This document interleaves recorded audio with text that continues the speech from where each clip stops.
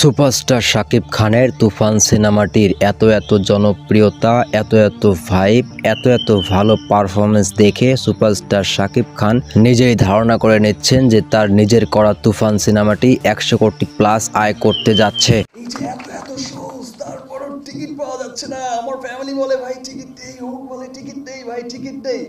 এটা সত্যি আজ মনে হচ্ছে 100 কোটি 25% কিন্তু।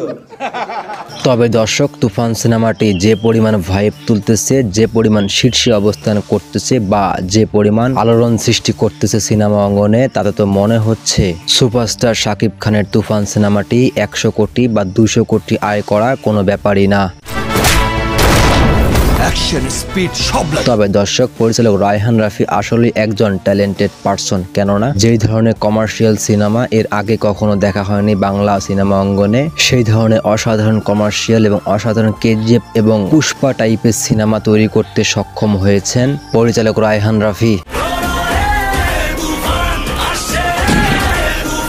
সুপারস্টার শাকিব খানকে খুব সুন্দরভাবে তুফান সিনেমায় ব্যবহার করতে পেরেছেন পরিচালক রায়হান রাফি। তবে তুফান সিনেমাটি দেখে, দর্শকদের প্রতিক্রিয়া দেখে বা ইউটিউবারদের রিভিউ দেখে যা বুঝতে পারলাম যে সুপারস্টার শাকিব খানের তুফান সিনেমাটি দর্শকদের বেশ মন জয় করতে পেরেছে। তবে দর্শক, সুপারস্টার শাকিব খানও কিন্তু কম ট্যালেন্টেড পারসন না, কেননা তিনি পুরো 25 বছর ধরে এমন ব্লকবাস্টার সিনেমা একের পর এক দিয়ে আসতেছেন পুরো সিনেমা প্রেমীদের। তাই তো তিনি তার এত ভালো কাজ, এত হার্ডওয়ার্ক, ডেডিকেশনের ফলে অর্জন করেছেন কোটি মানুষের ভালোবাসা। তবে দর্শক, সুপারস্টার শাকিব খানের তুফান সিনেমাটির এত আলোড়ন দেখে এটা বলাই যায় যে এই তুফান সিনেমার কাছে গত প্রিয়তমা রাজকুমার কিছুই না। তো দর্শক, সুপারস্টার শাকিব খানের তুফান সিনেমাটি আপনার কাছে কেমন লেগেছে অবশ্যই তা কিন্তু কমেন্ট বক্সে লিখতে ভুলবেন না।